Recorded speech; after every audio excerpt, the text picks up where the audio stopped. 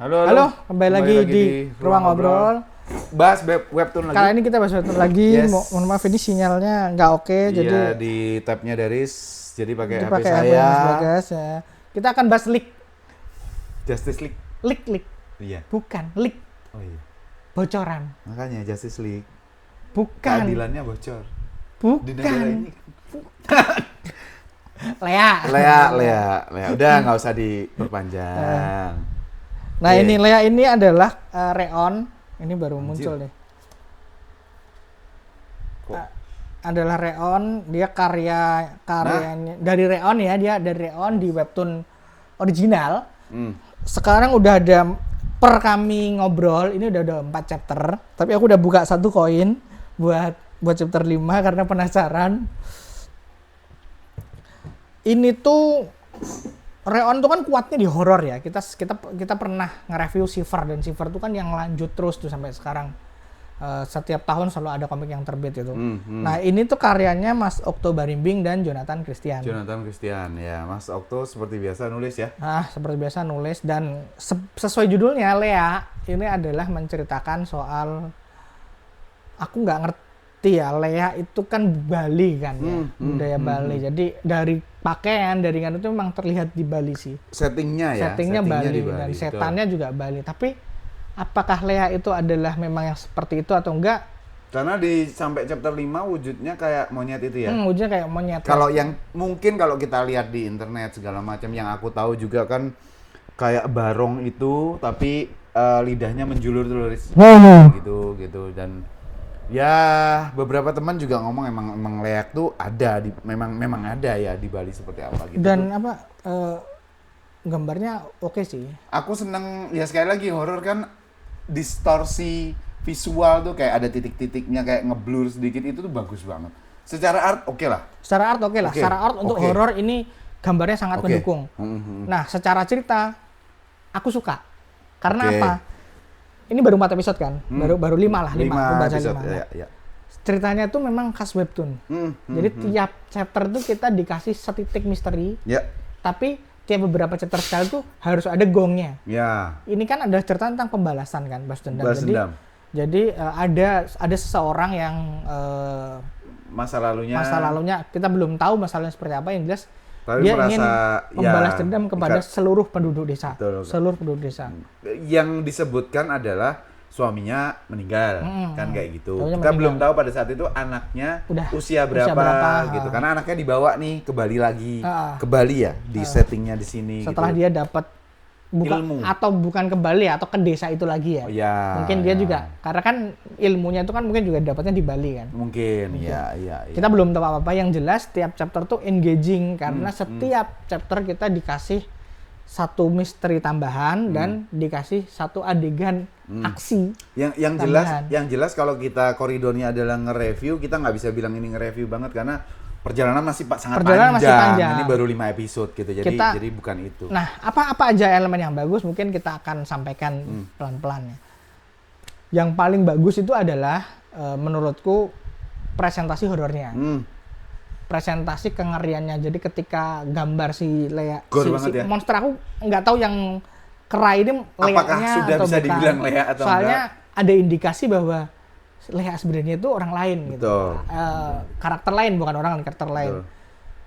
Tiap yang jabut, tuh jantung dan spesifik yang diincar jantung. Dan didesain seperti untuk menyiksa. Jadi dia nggak langsung bunuh gitu, langsung disiksa dulu. Dan itu paralel sama dendam kan. Dendam kan biasanya gitu, aku ingin yang orang yang pantas mendapatkannya itu nggak langsung mati gitu. Itu bagus banget dalam koridor cerita gitu. Ya.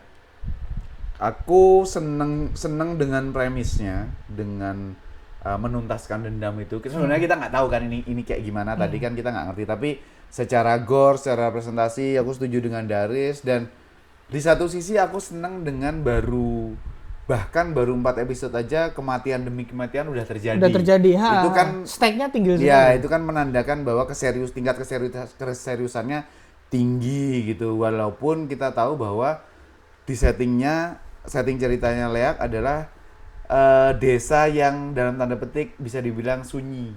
masih senyap lah. Artinya tidak ada keriuhan di sana. Jadi kalau ada orang minta tolong segala macam, nggak serta-merta sekelilingnya tuh, hah ada apa tuh, itu tuh nggak terjadi. Nah cuman memang aku nggak, mungkin bukan hantu kali ya, mungkin siluman atau apa, aku nggak ngerti ya, maksudnya kejadian atau gimana secara teknis aku nggak ngerti ini apa.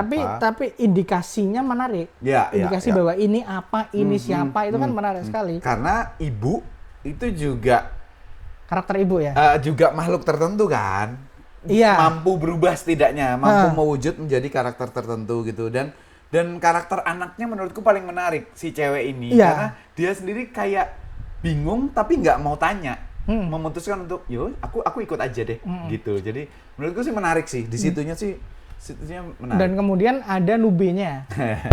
Ada karakter cowok yang pemuda. Kemungkinan dia tidak terlibat dalam soal dendam, tapi kemudian mungkin dia yang akan jadi jangkar moral si ceweknya ini sih. Atau saviornya.